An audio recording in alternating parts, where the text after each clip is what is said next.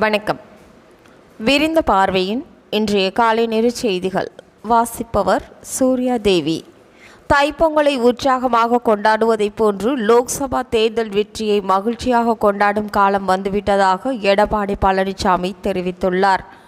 மேலும் திமுக ஆட்சியில் மக்களுக்கும் விவசாயிகளுக்கும் எந்த நன்மையும் கிடைக்கவில்லை என்றும் எடப்பாடி பழனிசாமி குற்றம் சாட்டியுள்ளார். உத்தரப்பிரதேச மாநிலம் அயோத்தியில் பிரமாண்ட ராமர் கோவில் கும்பாபிஷேக விழா 22ஆம் தேதி நடைபெறவுள்ளது. இந்நிலையில் அயோத்தியில் ரூபாய் 14 கோடிக்கு பாலிவுட் நடிகர் அமிதாப் பச்சன் நிலம் வாங்கியுள்ளதாக தகவல்கள் வெளியாகியுள்ளது. ஆந்திராவின் காங்கிரஸ் தலைவராக இருந்த கிடுகுருத்திர ராஜு தனது பதவியை ராஜினாமா செய்துள்ள நிலையில் அந்த பதவியில் சமீபத்தில் காங்கிரஸ் கட்சியில் இணைந்த ஒய்.எஸ். சர்மிளா நியமிக்கப்பட உள்ளதாக தகவல் வெளியாகி மற்ற மாநிலங்களுக்கு தகவல் தொழில்நுட்பம் என்றால் என்னவென்றே தெரியாது என்ற ரீதியில் திமுக அறிக்கை வெளியிட்டிருப்பது நகைப்புக்குரியது என தமிழக பாஜக தலைவர் அண்ணாமலை தெரிவித்துள்ளார்.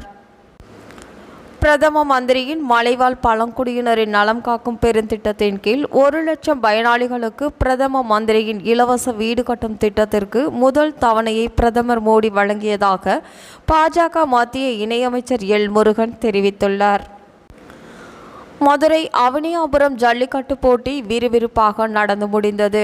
17 காளைகளை அடக்கி முதலிடம் பிடித்த அவனியாபுரத்தைச் சேர்ந்த மாடுபிடி வீரர் கார்த்திக் என்பவருக்கு 10 லட்சம் மதிப்பிலான கார் மற்றும் கறவை பசு பரிசாக வழங்கப்பட்டது. புதுக்கோட்டை மாவட்டம் ஜெகதாப்பட்டினம் பகுதியிலிருந்து மீன்பிடிக்க சென்ற 12 மீனவர்கள் இலங்கை கடற்படையினரால் கைது செய்யப்பட்டுள்ளனர். தமிழக மீனவர்கள் தாக்கப்படுவதையும் அவர்களது வலைகளும் படகுகளும் உடைத்து சேதப்படுவதையும் மத்திய பாஜக அரசு மௌன சாட்சியாக வேடிக்கை பார்த்து வருகிறது என்று இந்திய கம்யூனிஸ்ட் கட்சியின் மாநில செயலாளர் இரா முத்தரசன் கண்டனம் தெரிவித்துள்ளார். இத்துடன்